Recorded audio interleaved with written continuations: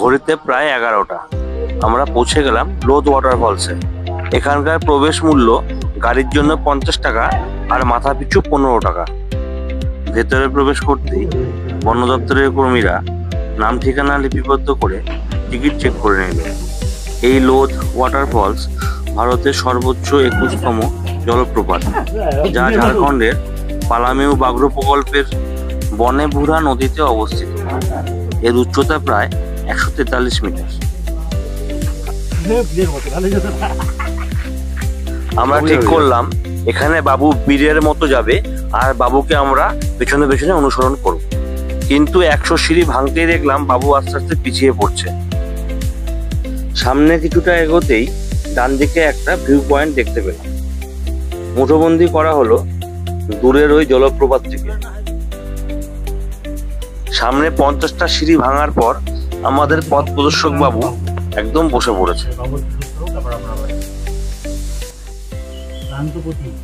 আমরা যেখানে বিশ্রাম নিচ্ছিলাম তার পাশেই দেখলাম দুটো বাসের মধ্যে একটা চেয়ারকে বসানো হয়েছে। যারা উপরে উঠতে পারে না তাদেরকে কাঁধে করে নেওয়ার জন্য এই ব্যবস্থা আছে। সরেজমিনে এই চেয়ারটাকে দেখার পর বাবুকে ডাকা হয় কাঁধে করে নিয়ে উপরে তুলবো বলে।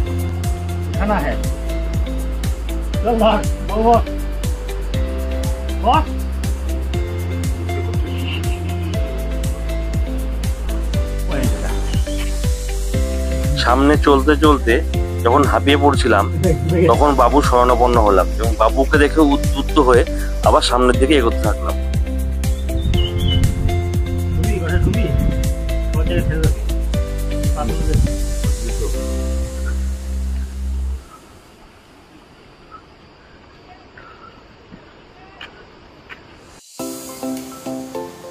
অবশেষে পৌঁছে গেলাম লোধ ওয়াটারফলসে।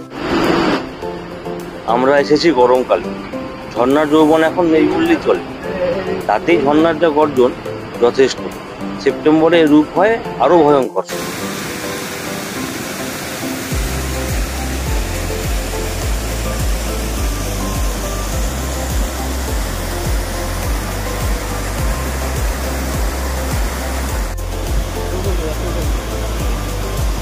এই লোধ ফলসের ভিডিও শেষ করব बाबूर डायलॉग सुन। कितना पढ़ेला रे तेरा छोकरा? इंजीनियर है हमारा बेटा। अरे तिस्या माइला स्मार्ट बॉय, गाड़ी, इंजीनियर। तुम लोगों को फिक्र ही नहीं है इसकी। कोई अच्छी लड़की ढूंढो ना इसके लिए।